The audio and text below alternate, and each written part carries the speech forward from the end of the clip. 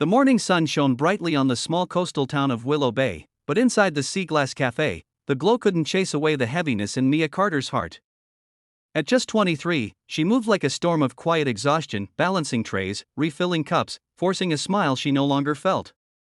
No one could have guessed that behind her tired eyes lived a girl who had lost almost everything: her mother to illness, her father to despair, and her own dreams to the crushing weight of survival. But everything was about to change the moment an elderly woman with silver hair, an emerald brooch, and the kind of grace money couldn't buy stepped inside and sat at Mia's section.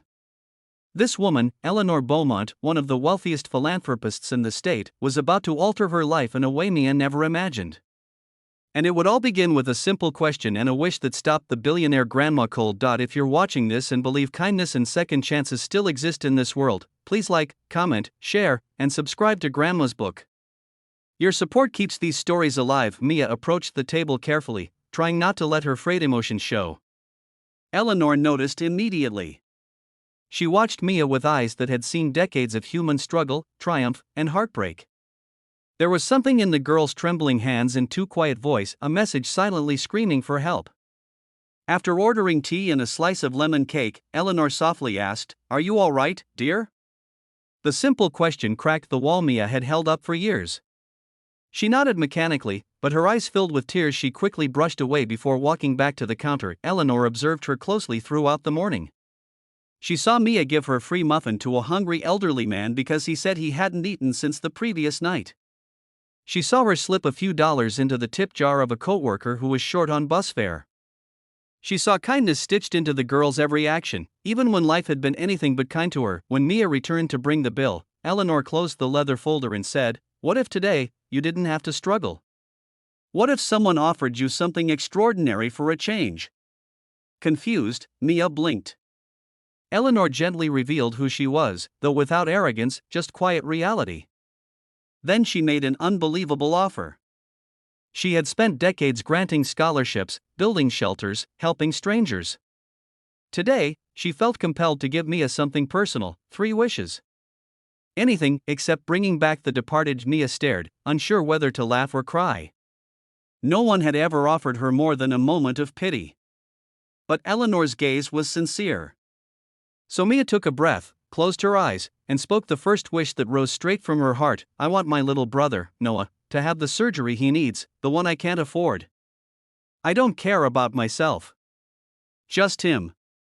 Eleanor froze. She had expected a wish for money, a house, maybe even a car.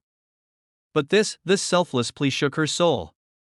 Without hesitation, she reached across the table, placed her warm hand on Mia's, and whispered, "Consider it done." That afternoon, Eleanor personally called the hospital, arranged the procedure, and covered every cost, from the operation to long-term therapy and follow-ups. Mia nearly collapsed when she heard the confirmation. For the first time in years, hope didn't feel like a cruel joke. Her second wish came a week later, after Noah's surgery was declared a complete success. Mia had spent each day at the hospital, never leaving his side, holding his hand through each small step toward recovery.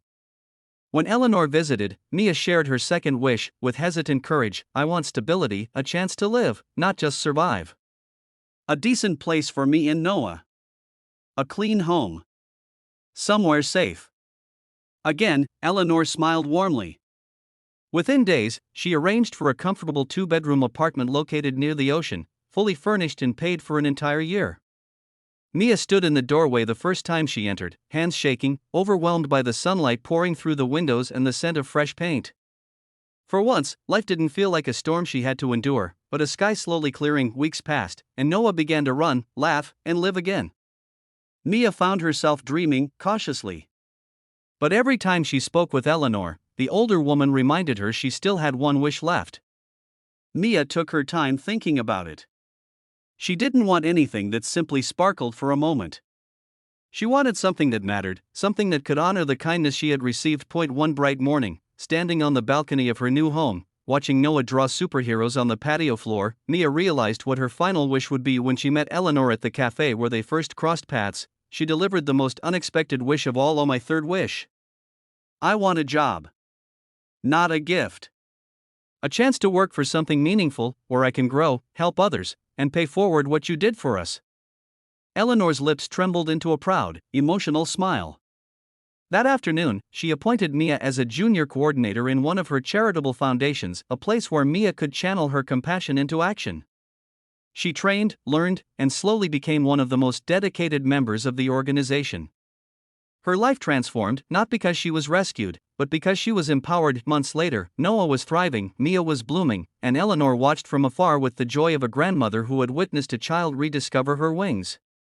Their bond became something deeper than wishes, something woven in gratitude, kindness, and shared humanity.